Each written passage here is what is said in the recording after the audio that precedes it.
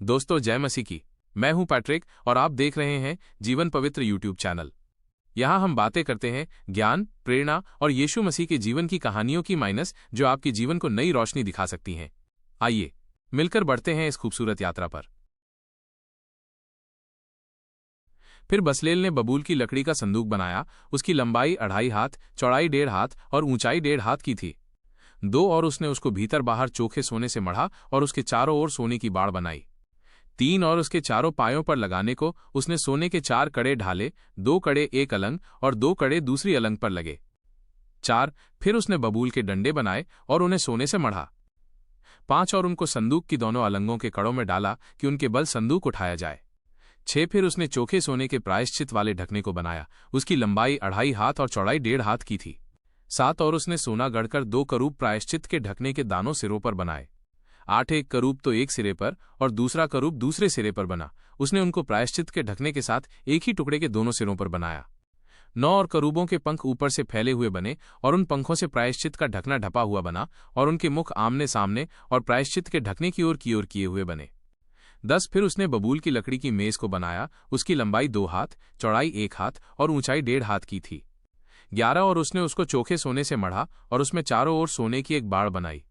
12 और उसने उसके लिए 4 अंगुल चौड़ी एक पटरी और इस पटरी के लिए चारों ओर सोने की एक बाड़ बनाई। 13 और उसने मेज के लिए सोने के 4 कड़े ढालकर उन चारों कोनों में लगाया जो उसके चारों पायों पर थे। 14वें कड़े पटरी के पास मेज उठाने के डंडों के खानों का काम देने को बने। 15 और उसने मेज उठाने के लिए डंडों को बबूल की लकड़ी के बनाया और सोने से मढ़ा। 16 और उसने मेज पर का सामान अर्थात परात, धूपदान, कटोरे और उंडेलने के बर्तन सब चोखे सोने के बनाए।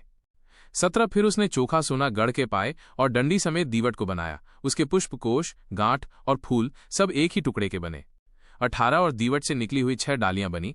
3 डालियां तो उसकी एक अलंग से और 3 डालियां उसकी दूसरी अलंग से निकली हुई बनी।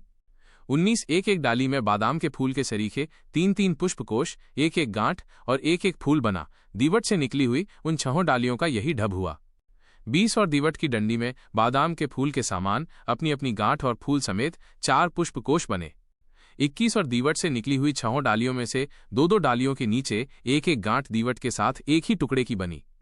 22 गांठें और डालियां सब दीवट के साथ एक ही टुकड़े की बनी। सारा दीवट गढ़े हुए चोखे सोने का और एक ही टुकड़े का बना। 23 और उसने दीवट के 7 दीपक और गुलतराश और गुलदान चोखे सोने के बनाए। 24 उसने सारे सामान समेत दीवट को किक्कार भर सोने का बनाया।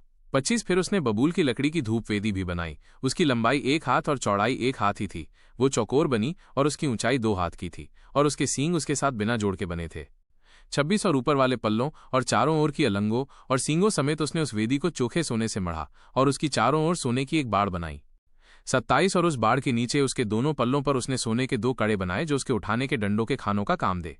28 और डंडों को उसने बबूल की लकड़ी का बनाया और सोने से मढ़ा। 29 और उसने अभिषेक का पवित्र तेल और सुगंध द्रव्य का धूप गंधी की रीति के अनुसार बनाया। अगर आपको ये प्रसंग अच्छा लगा तो आप हमारे YouTube चैनल को लाइक, शेयर और सब्सक्राइब जरूर करें। धन्यवाद। जय यीशु।